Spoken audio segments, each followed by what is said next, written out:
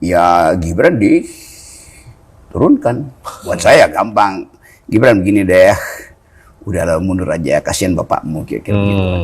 Tapi kan orang upaya untuk meyakinkan bahwa Prabowonomics, junto state capitalism itu dipahami, udah telat. Mestinya di awal bikin benchmark itu. Sekarang udah telat, jadi ya udah ambil konsekuensinya. Dia mau ulangi itu gampang, ya lakukan reorganisasi kabinet.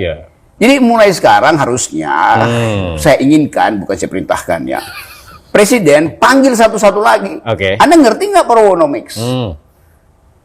Yang itu harusnya terjadi waktu wawancara. Semuanya. Kenapa? Gue capek nih nerang-nerangin. Kalian nggak bantu gue. Kan mesti begitu. Harapan itu mestinya diucapkan verbatim oleh Presiden di dalam pidatonya. Kalau pidato nanti misalnya, cari aja momentum. Presiden omong begitu dong. Bilang bahwa saya angkat kalian, ternyata kalian nggak ngerti apa itu Prabowonomics. Akibatnya saya jualan sendiri. Terus kalian marketer saya ngapain? Gitu dong, marahin di depan publik. Menteri-menteri itu. Konsekuensinya ada kan? Yaitu, ya akan ada gerombolan baru untuk mulai potong akarnya Presiden. Tapi kalau Presiden ucapkan itu, ya Mas Yos senang. LSM senang. Oke, Presiden akhirnya jadi otentik. Gitu. Apa situasi yang membuat Presiden melakukan itu? Panggil semua menteri, atur ulang semuanya karena udah terbukti BGN dikorupsi, jadi bancakan BGN jadi bancakan gizi nasional kan?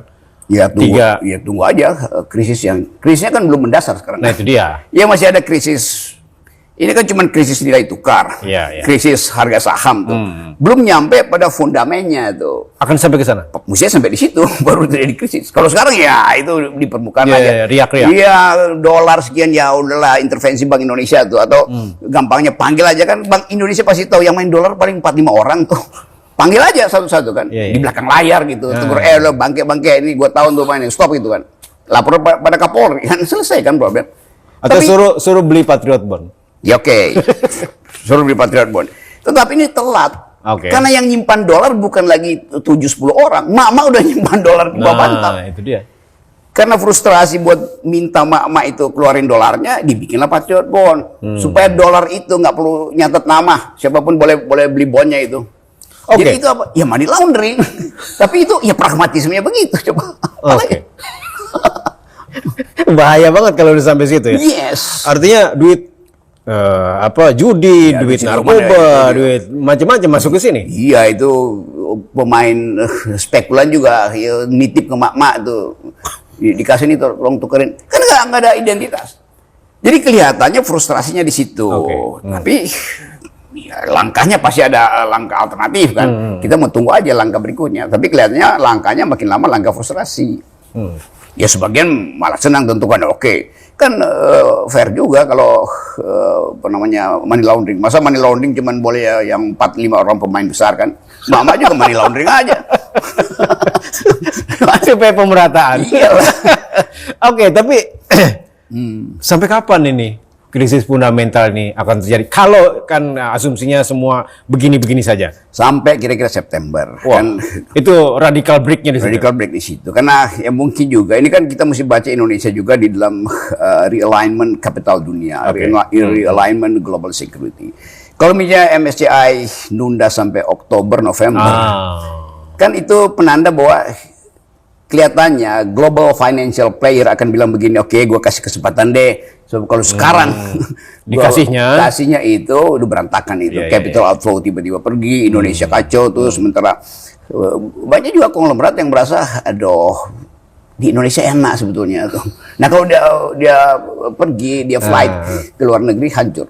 Jadi tetap global player ini juga melihat potensi ngaconya Indonesia. Nah itu juga Presiden juga tahu. Jadi ini permainan tuker tambah aja kan. Lu keluarin sekarang MSCI itu besok runtuh. Akibatnya kapital dunia juga akan bahaya tuh. Jadi kita mulai lihat deep state global dan deep state lokal itu bermain. Jadi kalau sudah terlambat begini, apapun yang dilakukan oleh pemerintah sekarang, pangkas MBG, stop Koperasi Merah Putih, atur ulang sekarang, tidak akan ada gunanya? Tidak, karena belum terasa krisis besarnya itu. Jadi secara kalau kita belajar teori revolusi, teori perubahan sosial, teori social panic, disobedient, selalu ada fundamennya itu, yaitu mak udah nggak bisa beli makanan, mak nggak bisa kasih uang jajan segala macam tuh. Dan itu penanda pertama tuh. Penanda kedua ada keretakan di dalam elit kan itu. Nah, keretakan dalam elit mulai terlihat justru tuh. Tadi Jokowi, Ya, Prabowo. itu semua keretakan dalam elit kan terasa. Tapi pemerintah selalu menganggap ya itu MBG itu akan membuat mama itu bisa berhemat loh. Iya, iya. Dan bagi mama lebih penting MBG daripada sekolah karena itu harian. Iya, iya, iya. Jadi kalau kita bilang Selat Hormuz misalnya harusnya lolos dan kelihatannya iya, Iya. ya udah hidup lagi kan ekonomi itu. Jadi pemerintah juga secara pragmatis tahu nggak ada soal kok, Artinya sampai 2029 tidak ada apa-apa. nggak ada apa-apa. Tetapi di dalam politik selalu ada kecelakaan. Oke. Karena persepsi udah berubah kan. Nggak ada apa-apa berarti Jokowi akan diamankan oleh Prabowo. Nggak ada apa-apa berarti Ibu Mega punya kesempatan untuk berunding dengan Prabowo. Prabowo. Nah kalkulasi itu kan belum bisa kita terangkan hari Iya, ini iya. kan. Yang bisa kita terangkan kekacauan hari ini kalau dia mau dihentikan harus melalui radical break itu. Entah Apa itu bentuknya? ya kabinetnya dibongkar gitu, supaya kabinet itu betul-betul ngerti bahwa Prabowonomics itu ada sesuatu, bahwa itu bukan sesuatu bagi kalangan akademisi, itu Iya, lain lagi kan. iya, iya. Kan yang mesti diyakinkan bahwa kabinet ini ngerti apa tuh Prabowonomics.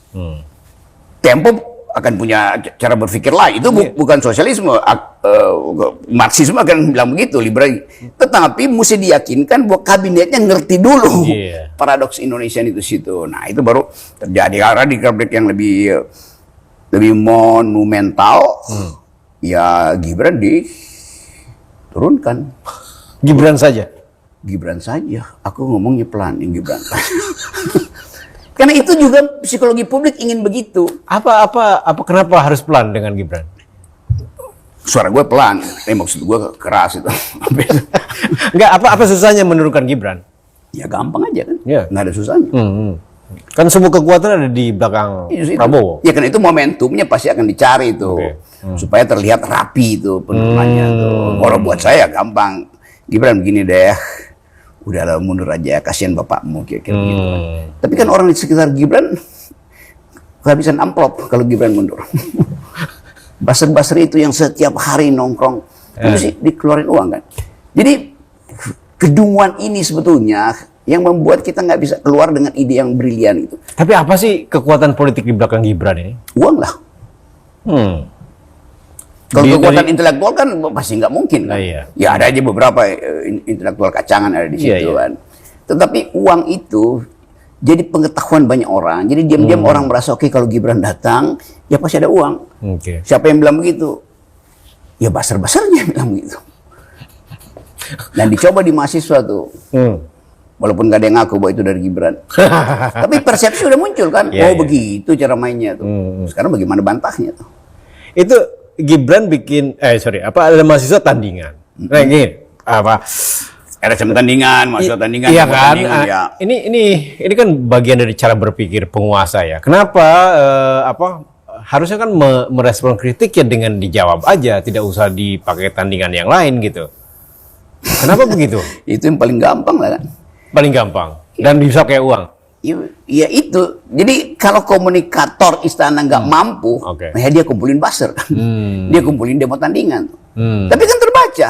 Mudah sekali terbaca. Jadi konyol sebetulnya kan. Nah, makanya. Mestinya presiden gamparin mereka itu. Kalian kok bodoh banget tuh. Nah, itu dia. Cari yang agak keren dong.